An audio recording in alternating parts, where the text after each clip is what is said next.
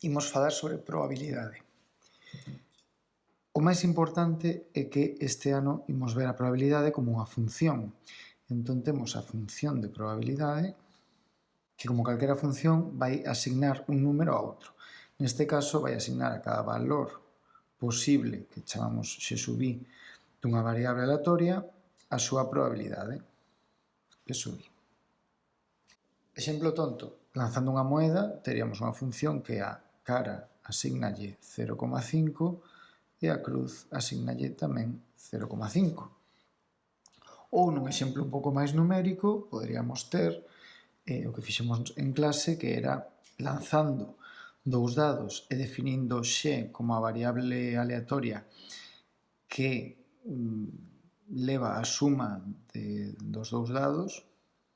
A función de probabilidade sería aquela que o valor 2 asignalle un 36avo, o valor 3, 2/36avos, o valor 4, 3/36avos, e así para todos os valores posibles ata 12, que é o máximo que pode ser a suma de dous dados, que lle asigna un 36avo.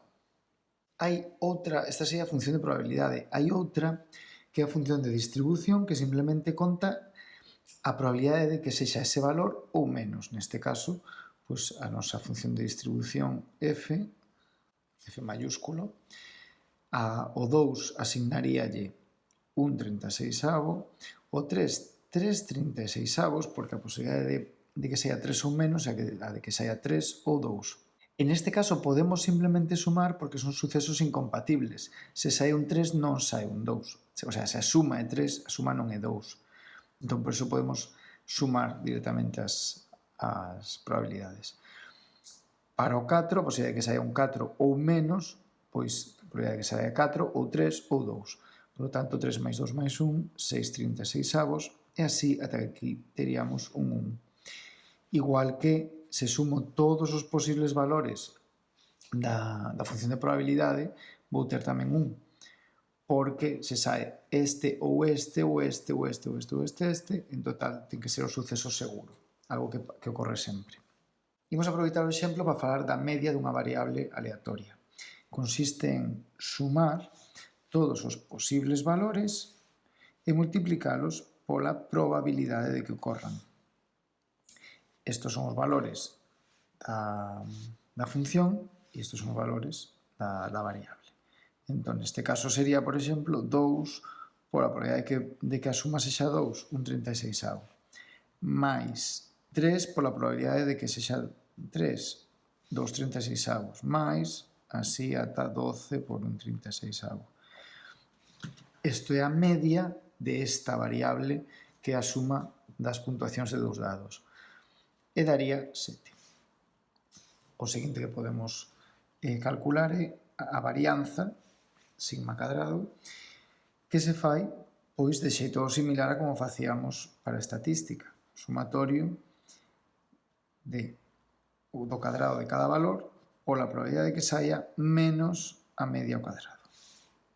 Entón, aquí sería pois algo parecido a antes, pero en este caso, en vez de 2, é 2 ao cadrado pola probabilidade de que a suma sexa 2, máis 3 ao cadrado pola probabilidade de que a suma sexa 3, máis así hasta 12 ao cadrado por un 36avo, menos 7 ao cadrado.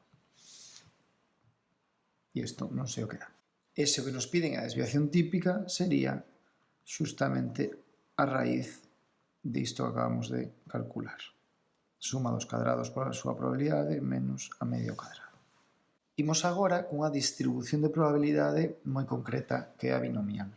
Para decir que temos unha distribución binomial, temos que ter un experimento repetido n veces e ese experimento ten que cumplir as seguintes características. Primeiro, só dos resultados posibles. Ollo, por exemplo, lanzar un dado ten 6 resultados posibles, pero se eu digo que a miña binomial conta o número de veces que sai un número par ou impar ou múltiplo de 3 ou o número de 5 que saíron, aí o experimento, aí a miña variable que vou medir, sí que ten só 2 resultados posibles, que saia par ou que non saia par, que saia múltiplo de 3 ou que non saia múltiplo de 3, que saia un 5 ou que non saia un 5. Hai 6 resultados posibles, pero só me vou fixar en algo que pode ser ou unha cousa ou outra, é o que se chama un experimento dicotómico. Segunda, que os resultados de cada experimento sexan independentes do resto. Que nun lanzamento do dado saíse un 5 non quere decir que no seguinte si vai sair ou non vai sair. Son completamente independentes. Cada vez que lanzo o dado, en principio, calquera cousa pode pasar. E por último, que a probabilidade de éxito imos chamar a que pase un destes dous resultados que decimos, sexa constante. Pois o que decimos, a probabilidade de que saia un 5, cando lanzo un dado, vai ser sempre a mesma. Neste caso, decimos que temos unha binomial de parámetros n e p. N é o número de veces que facemos o experimento, P é a probabilidade do que chamamos éxito, que podemos chamar o que queiramos, neses experimentos. Exemplos de distribucións binomiais, pois o que dicíamos, lanzar un dado ás veces 10 veces, N sería 10, e ver cantos 5 saen.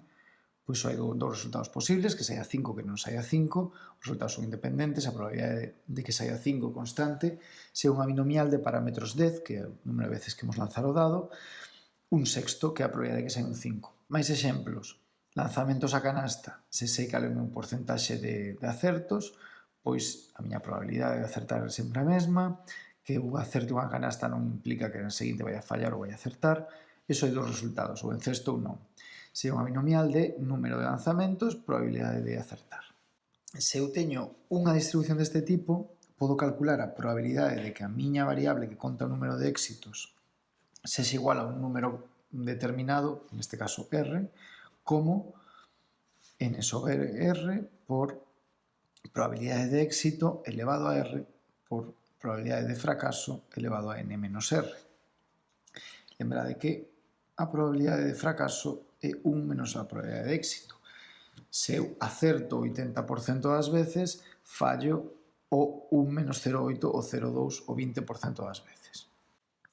Poñamos un exemplo. Se eu sei que un autobús ten unha posibilidade de chegar con retraso do 15%, por exemplo, e sei que durante esta semana vou coller o autobús para ir e para volver ao instituto, é dicir, 10 veces, igual quero calcular cal é a probabilidade de que chegue con retraso 2 veces. Bueno, pues neste caso, temos que só hai dos resultados posibles. O autobús chega con retraso ou chega en hora. Os resultados son independentes, que unha vez chegue ben de hora non quere dicir que na seguinte o vai a facer tamén ou non. E a probabilidade de éxito constante, porque digo que é sempre 15%. Neste caso teño unha binomial de parámetros 10, que é o número de veces que vou coller o autobús, e 0,15, que é a probabilidade de que chegue tarde. Fixadevos que, por exemplo, aquí considero que o éxito é que chegue tarde, simplemente unha forma de falar. Éxito non implica que sexa algo bo. Entón, a probabilidade de éxito P é 0,15, que é a probabilidade de que chegue con retraso. E decía, a probabilidade de que chegue 2 veces con retraso, pois sería 10 sobre 2 por probabilidade de chegar retrasado 0,15, como isto ten que pasar 2 veces, pois elevado a 2, por 0,85, que é 1 menos 0,15, elevado a 8, porque se chega 2 veces con retraso, quer dicir que chega a 8 a hora. Isto calcúlase e dá 0,276. É dicir, máis ou menos un 28% de probabilidade de que chegue tarde 2 veces.